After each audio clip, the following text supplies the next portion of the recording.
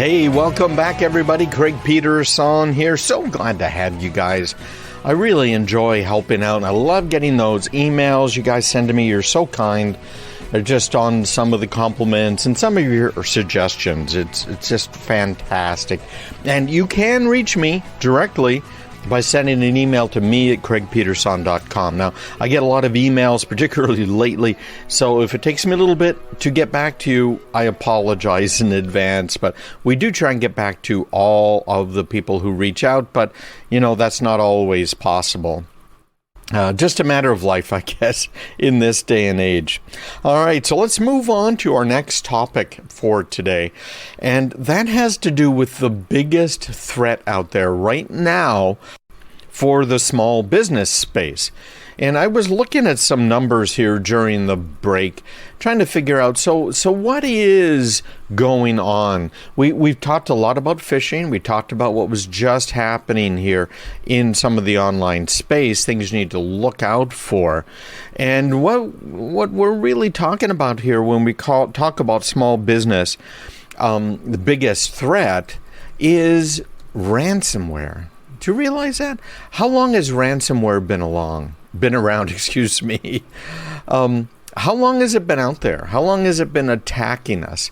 We have some statistics out there I'm looking at right now from HelpNet Security saying that 46% of small, medium businesses have been targeted by ransomware and 73% have paid the ransom. Now, paying the ransom can be cheap, it can be expensive. It really depends. Of course, the FBI suggests you don't pay a ransom because of two reasons. One, it doesn't guarantee you'll get your data back. In fact, half of the time when a ransom's paid, all of the data is not recovered. And the other reason is it shows the bad guys who will pay ransoms. Which means, hey, listen, guys, you guys are paying a ransom. Maybe we should go after you again.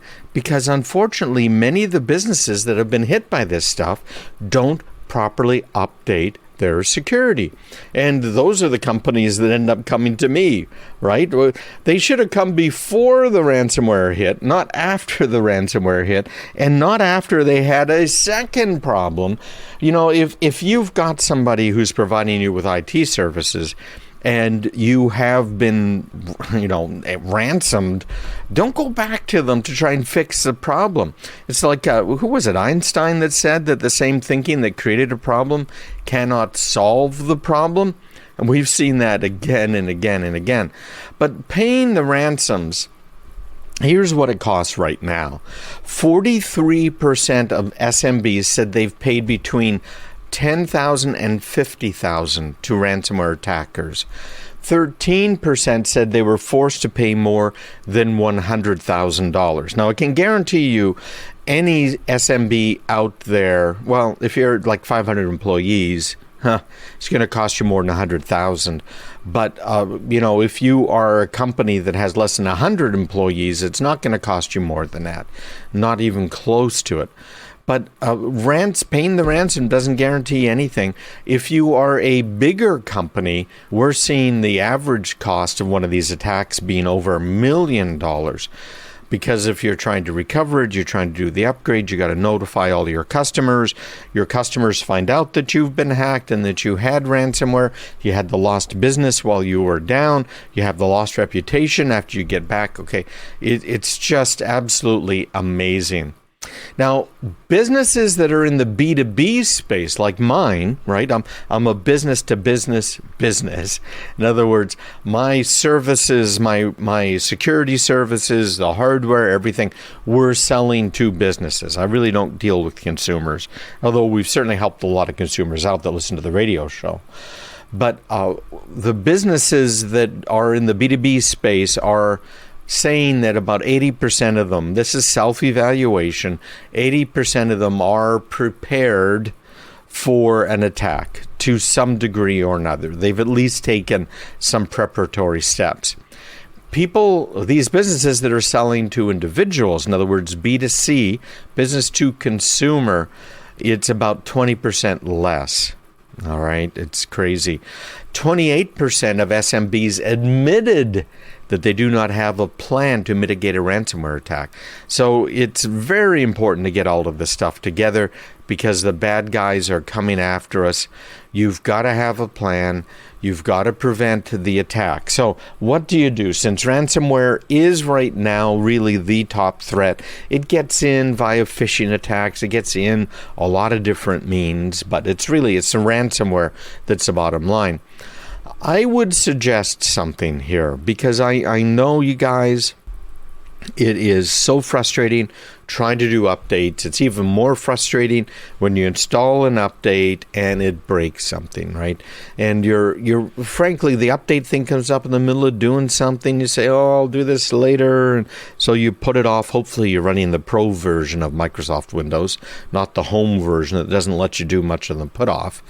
And then it reminds you the next day, oh, I got to do this. I got to remember to do this. And then you delay it. And in my trainings, I talk about what the best delays are to use, depending on what kind of business you are.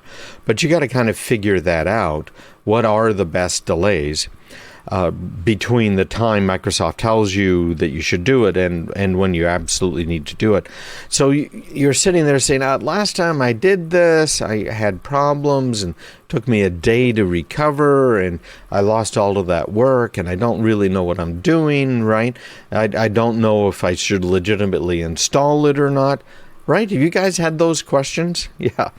I bet you have. Send me an email, me@craigpeterson.com, if you've ever had any of those types of questions go through your mind, because I think it's normal.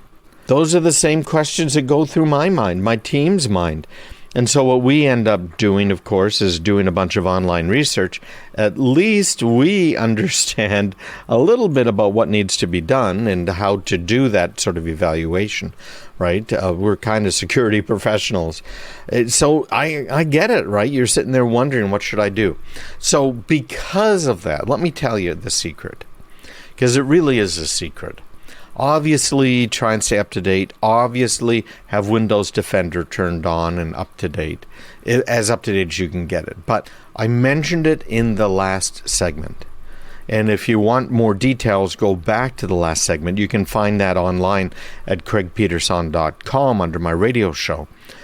But listen to what I had to say there, because probably the best thing you can do is install and use Umbrella. Cisco Umbrella is available for free. There are home versions, there are family versions, there are paid versions. They do not sell any of the real business versions on their website. And you can always email me at craigpeterson.com if you have some questions about which one's best for you. But what we deal with typically is the enterprise versions. I'm even using the enterprise umbrella that my company sells at my house, right, in order to protect everything appropriately. But what happens with ransomware is it has to call home. Usually when malware gets onto your computer and it establishes a foothold, one of the first things it does is call home. So it calls home and says, okay, I've got this computer, what do you want me to do? And the more modern ransomware will give lists of the files that you have on your computer.